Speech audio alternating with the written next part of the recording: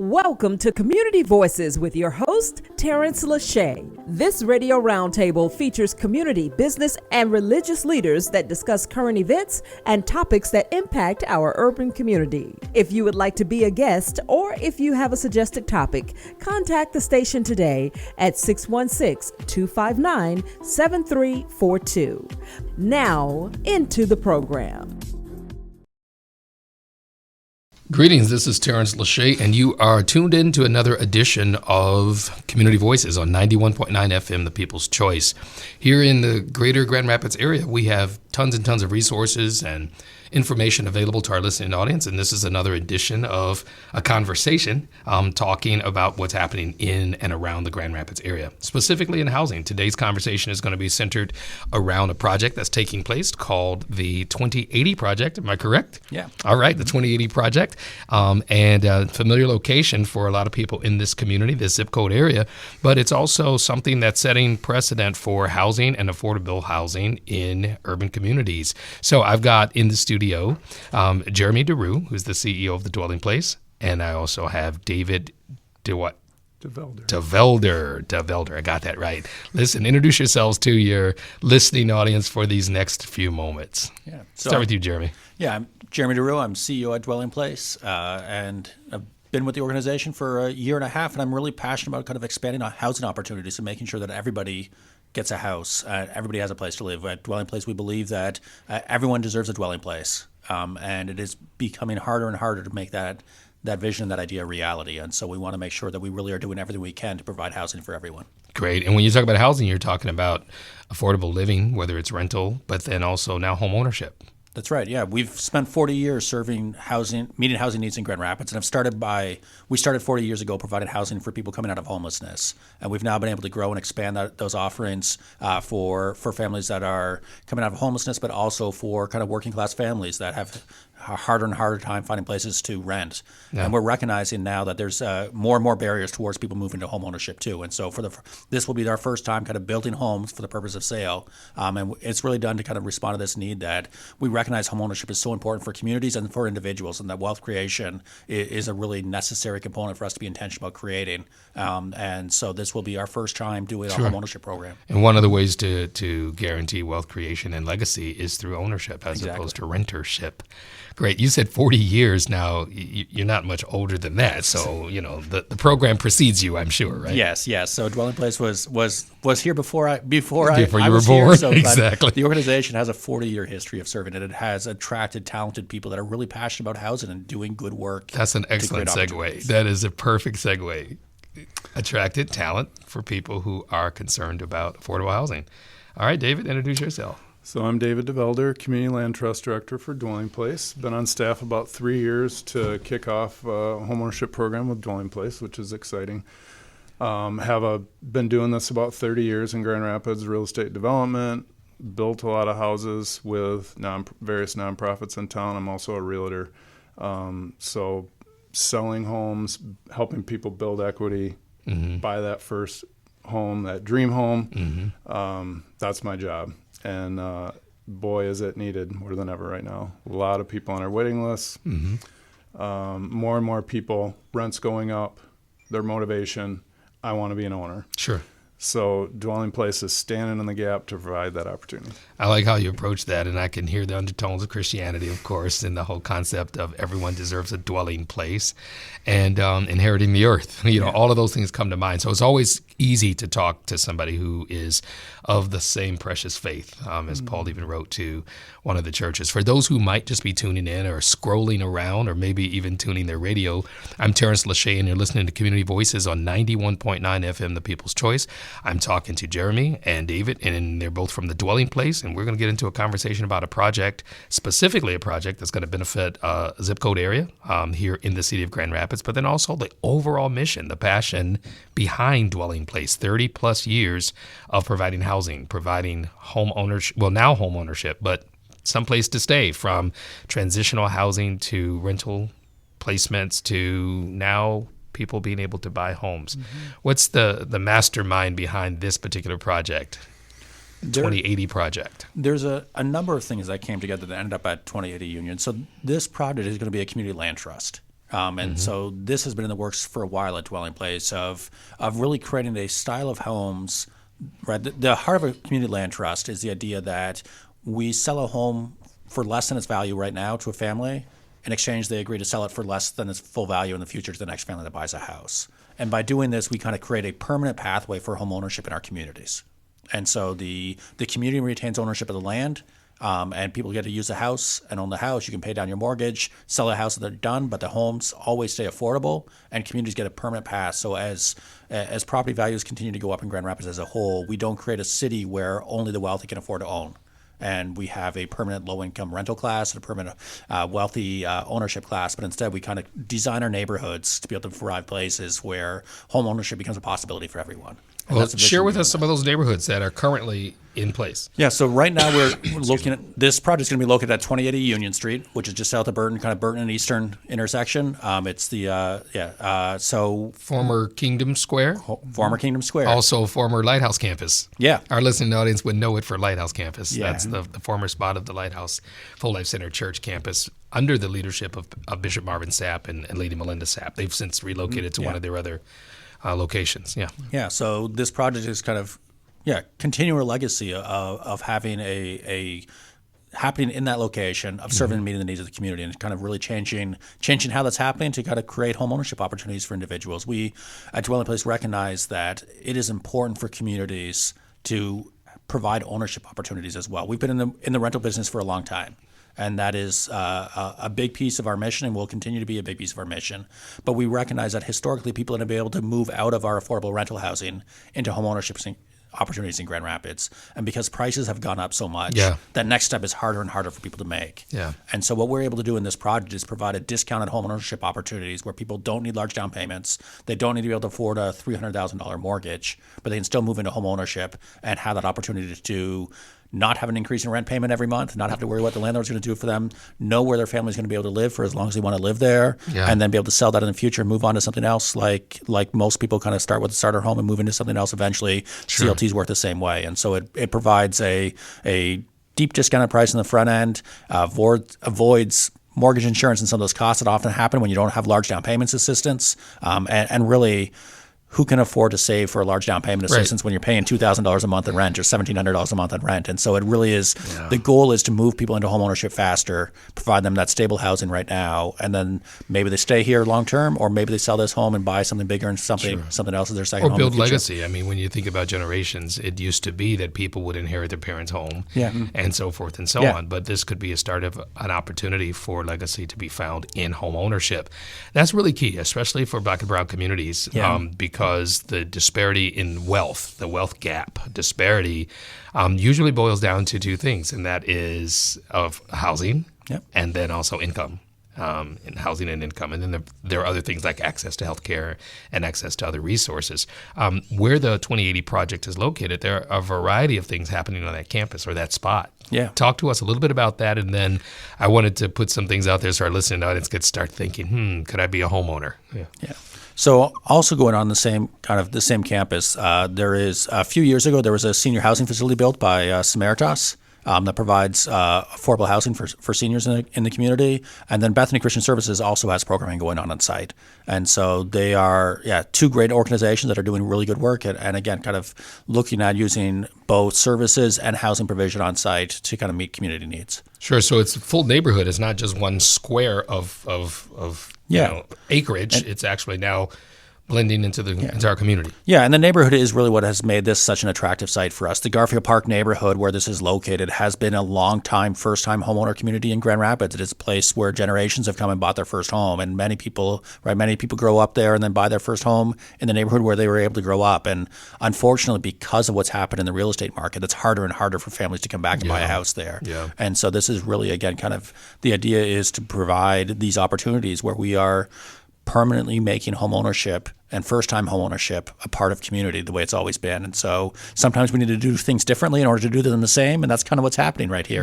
It's a new tool that's responding to some new needs in our community. It sounds like a great opportunity, and we're going to get into it in detail. I like the idea that you keep referencing or focusing home ownership, our community, building the community. And that takes a lot because of the things that we cannot control, such as the housing market Yeah.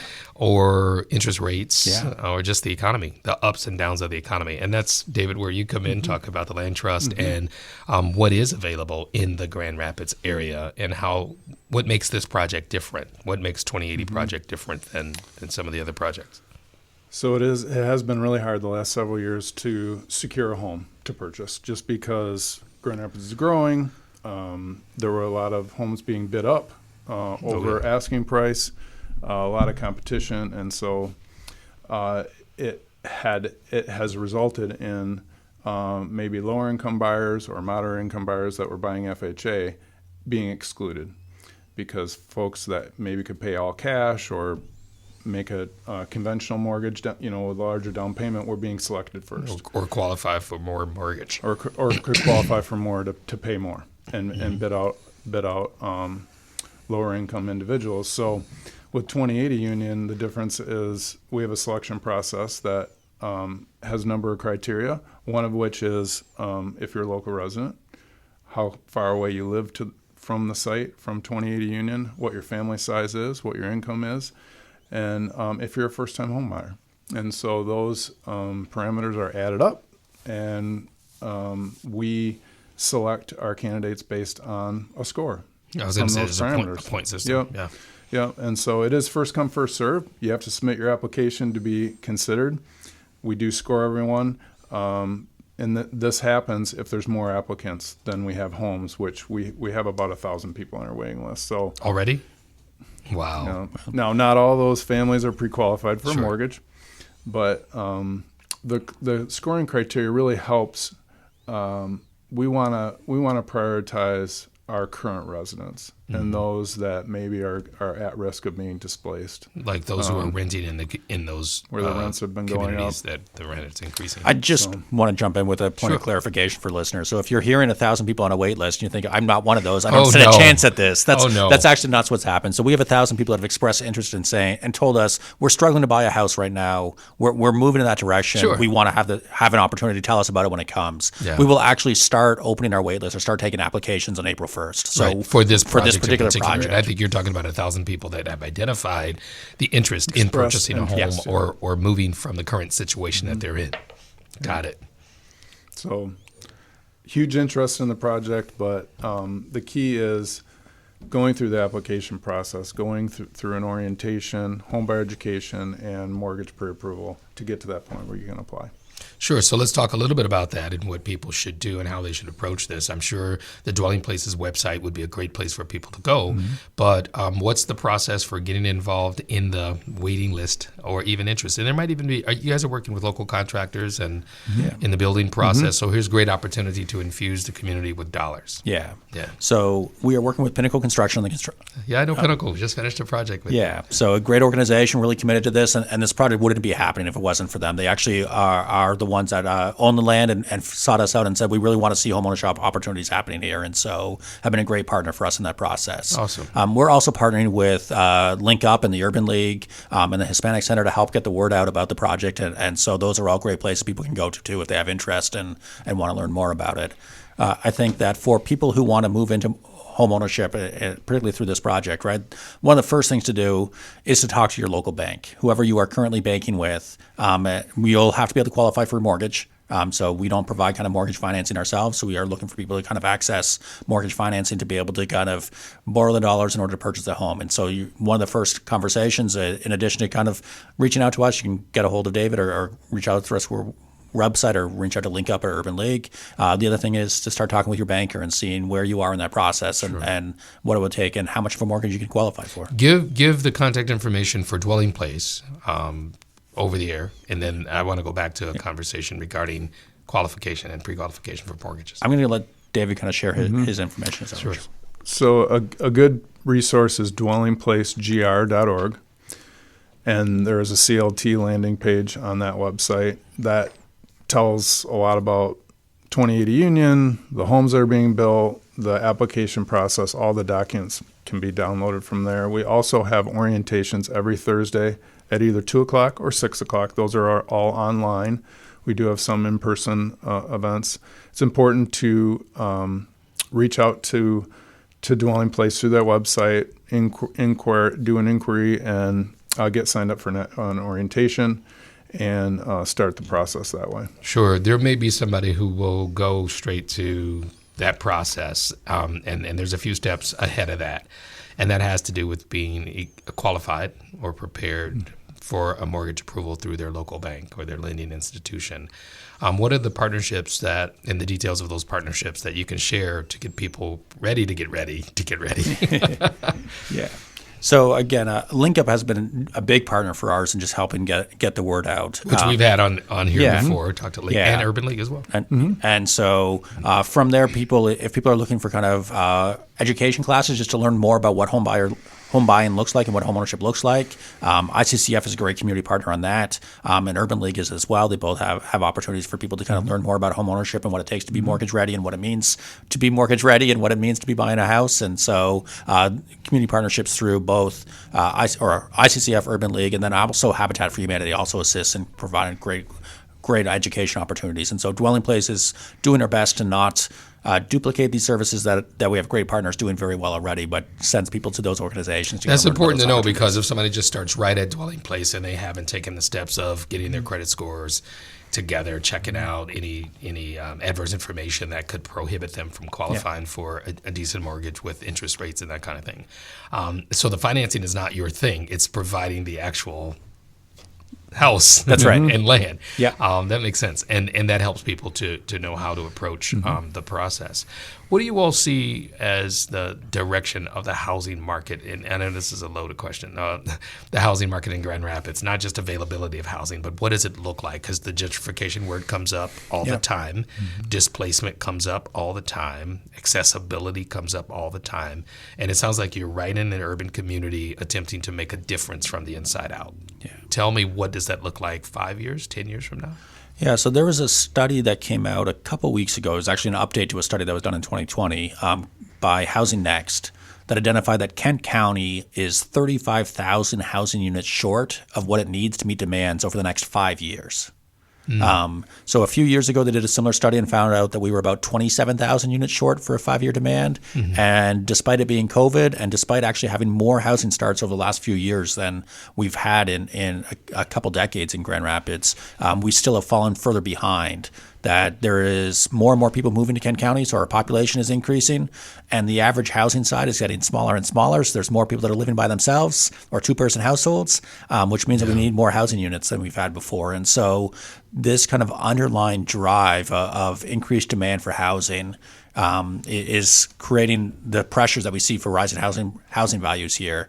And so we expect that to continue even forward. There's a lot of people talking about a potential for a recession in 2023 nationally, and even a potential for a decline in housing prices in 2023. But it does not look like that's going to happen in West Michigan, even if it happens nationally, because right now the demand seems to be retained high, strong in Grand Rapids, particularly in West Michigan as a whole, that we are unlikely to see a dip in our real estate market. It may not keep going up 10% every year like it has been, but it looks like we are going to have higher home sales prices and higher rents for the foreseeable future. So I want to translate that to somebody who's in a rental right now, or somebody who can't afford the rent or trying to find some place to live. When you talk about housing, we're not just talking about home ownership. We're talking about places for people to live, dwelling places. The population in the city continues to increase, and job opportunities at certain levels of education and accessibility is there. Housing's still an issue. It's really pretty much what I'm saying. Yeah, it really is. So Grand Rapids has about 80,000 housing units in the city of Grand Rapids. And if we figured the county needs 35,000, about a third of the county lives in the city. So that means that we would have to add almost 10,000 housing units to the 80,000. That's a 12% increase in our housing stock. Sure. That is a massive amount of housing demand that there is in our city. And actually, a bit of a side note here, but the city of Grand Rapids is undergoing a master planning process right now, partly in response to say, how do we handle this question? Because in many ways, we're in a spot where as a city, we can either preserve the types of housing that we have and the physical designs of our neighborhood, or we can preserve the economic diversity that exists in our neighborhood. But if we don't build more housing and we have strong demand, we're going to see housing only be available for the wealthiest people in our community. Or we have to find a way to increase the housing supply and create more housing opportunities for more people so that we can continue to have an economically diverse community that exists within the city of Grand Rapids. And so dwelling place is definitely on the side that we should be building as much housing as we possibly can and intentionally designing that housing for the people that have always lived in our city and find ways to make sure that we are gearing ourselves up to preparing housing for the people that have always been here. So that as opposed to try to attract people from the outside. Exactly. Yeah. I think that's a web that we have to navigate because there's the socioeconomic and the reputation, reputation of the city. I mean, just the whole concept of come to Grand Rapids, come to Grand Rapids, well, there are people in Grand Rapids that need affordable housing. And I think that we should all recognize the history that has happened in our city too, right? And we have significant wealth disparities across race in our city, and housing has been an active proponent of separations of that wealth and creations of that wealth gap for a long time. The white flight that happened from the city of Grand Rapids in the 60s removed a generation of wealth from African Americans. And we are in a spot now where there is this reverse trend of white folks coming back into the city and African Americans being priced out of the city. And that's where we get the term gentrification. Exactly. And if we're not intentional, we will do the exact same thing that happened in the 60s in terms of taking a generation of wealth away from African Americans when people come back to the city, the same way it happened when white folks were leaving the city back then. And so this is a really critical time for us as a city, not just from a housing strategy, not just from a planning perspective, but really from choosing who gets to benefit and who gets to suffer. Sociology 101, right? Sociology 101. Yeah, we get to choose. We get to play a role in choosing who gets to benefit from the increased demand for housing in our community. And if we're not careful, it will be the wealthiest people who benefit, and those who have the least suffer the most. Because of what's happening. Yeah. What do you have to say about that, David? Well, and I think it's important for our renters, even our home buyers, because our program is not just for first-time home buyers, to call their mortgage banker, someone they're used to working with. ICCF, I just heard this morning, they have 3 homes for sale that have been available for a month. So while we have a long waiting list and we have a lot of people interested, not everybody takes that step to get pre-approved for a mortgage. That ICCF home could be a home for somebody this week to secure that home. If they want a brand new home, maybe they would wait for a home at 2080 Union. I know Link Up's building some homes too. A big part of our program is to try to create a process in our orientation so that we can educate people about the process and send them out. First and foremost, we want to advertise the opportunity that we have coming up because we're building a lot of homes all at once. And we want to make sure we can find a qualified home buyer through our selection process, but there are other opportunities as well that we want. It doesn't sound as if you're going to have any problems filling those. No, probably not. But there's definitely going to be some work needed in order to prepare the communities that you're looking to serve. And when I say communities, I'm speaking multiple communities. I can't tell you how old I was when I started recognizing how developers back in earlier days developed communities, and there are certain markers or identifiers for what that community has, what it looks like. I think we use terms like walkability. We talk about parks. We talk about access to human resources, all of those things. Shops, stores, grocery stores, the concept and conversation of food deserts and all those things are there. How does this project address any of those issues? I'm sure you can't address all of them, but I know that there are some of them specifically that you have said, okay, we're going to address the issues of the challenges in neighborhoods. So the nice thing about 2080 Union is there's 42 homes in about a 6-acre area, which is a lot of homes, but there's a 1-acre park in this development. There is Garfield Park a couple blocks away. That's a huge park. And then we also have a courtyard in our project that allows people to, to be in more community. So it is a unique layout that allows for a greater sense of community. How does it blend with the existing community that's there? Because if it's in-facing housing, it's sort of like we turn our backs on everybody on that side of Eastern and on that side of Burden, Yeah. No, the Kim Districtor was the architect for the project, a local architect, and I think he did a great job of pulling in kind of architectural elements from the physical design of homes around there. Okay, so it blends. So that it blends in, and there's homes on the exterior of the development the exterior that are facing the existing streets, and there's homes on the inside that are facing each other, and so it really is designed to foster community through the design of the project. It's how we built neighborhoods in the 1920s. They were really designed to be that way, and we try to kind of build off those themes of everything that's around there and integrate that into the project that is being developed right now. Great. It sounds like it's a win-win for the community. Again, dwellingplace.org. Dwellingplacegr.org. gr.org. Okay, that's one place. And then also go talk to your banker. Yeah. Yes. Talk about the phases of the, got a few minutes left. Talk about the phases of the application process. If step one. Orientation. So most of those are going to be online on Thursdays, 2 o'clock, 6 o'clock. You can get information about those on our website, or and my contact information is on the Dwelling Place website. Step 2, homebuyer education, ICCF, Habitat for Humanity, and Urban League also can be, and home repair services. We have a lot of great educators in our community. Try to contact one of them, do your homebuyer education, and usually at that point the home buyer would be referred to a lender. So for our project, we have preferred lenders. I was going to say you have some preferred lenders. They would be best to contact, and then the lender usually reaches out to myself. Someone to review the maybe already doing business or banking with some of my preferred lenders. Can you share who they are? So Huntington Bank, Mercantile Bank, Choice One, Old National. I think those are our primary. Sure. Okay. Yeah, Independent Bank. Sure.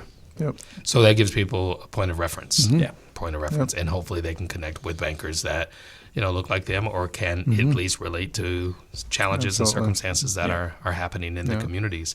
This means so much for the greater Grand Rapids. When we talk about crime rate, we talk about just affordability of housing changes the generational landscape.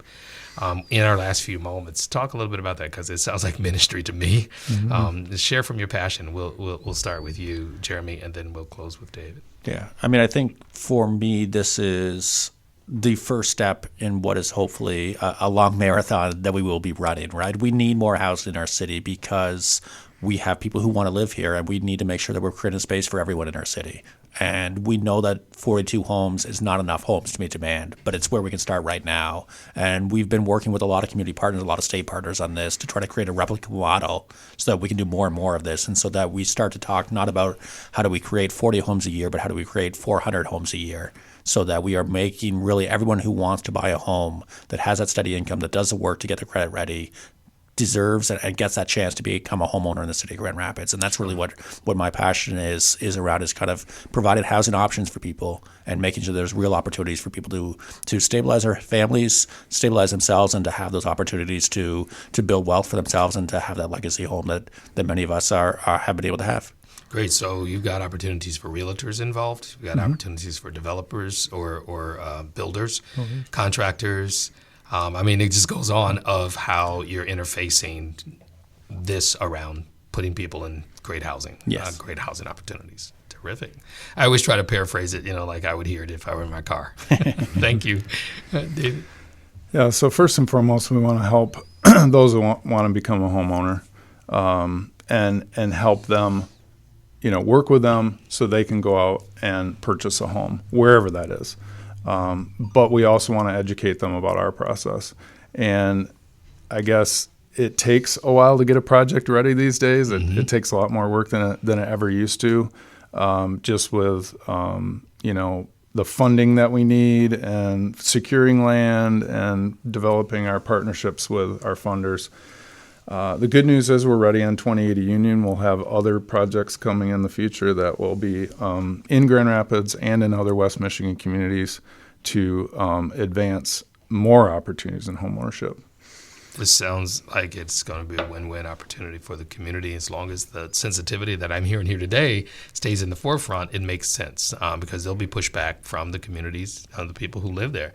And I think that this is a great opportunity. thank you so much for being here today, and thank you for sharing. I'm sure we can talk some more as the project continues to progress. Yeah. Great. And for the listening audience, we have been talking about the 2080 project located at 2080 Union Street here in the city of Grand Rapids with Dave DeRoo as well. Excuse me. It's not Dave DeRoo, it's Jeremy DeRoo and Dave DeVelder. Thank you so much for being here today. Thanks for tuning in to Community Voices on 91.9 FM, The People's Choice. You've been listening to Community Voices with your host, Tarence Lauchie. Community Voices can be heard every Friday at 12 noon. This radio roundtable features community, business, and religious leaders that discuss current events and topics that impact our urban community. If you would like to be a guest, or if you have a suggested topic, contact the station today at 616-259-7342. Until next week, let your voice be heard in the community.